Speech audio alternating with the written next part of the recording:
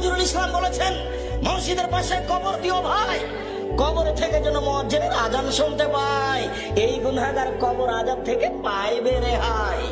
আমি বলেছি মসজিদের পাশে কেন, আপনার বাপের কবর যদি কাবা ঘরের নিচে ঢুকে দেওয়া হয় তবে রক্ষা হবে না।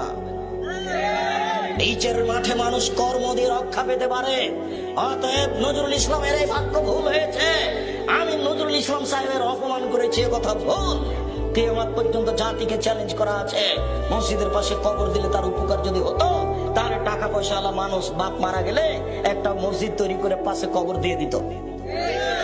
ধর্ম পাগল হয়ে গেছে, ধর্ম राजशाही चावल हवाई लड्डू, दोनों हाथ में लड्डू है, जो चाहे उसको खा ले, तो चाहे उसको छोड़ दे। बहुत हिसाब।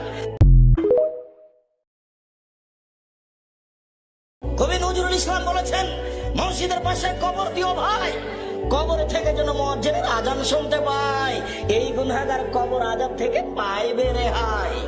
আমি বলেছি মসজিদের পাশে কেন, আপনার বাপের কবর যদি কাবা ঘরের নিচে ঢুকে দেওয়া হয় তবে রক্ষা হবে না।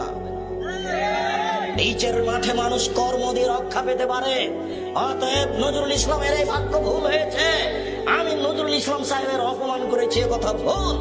কিয়ামত পর্যন্ত জাতিকে চ্যালেঞ্জ করা আছে, মসজিদের পাশে কবর দিলে তার উপকার যদি হতো, তাহলে টাকা পয়সাওয়ালা মানুষ বাপ মারা গেলে একটা মসজিদ তৈরি করে পাশে কবর দিয়ে দিত।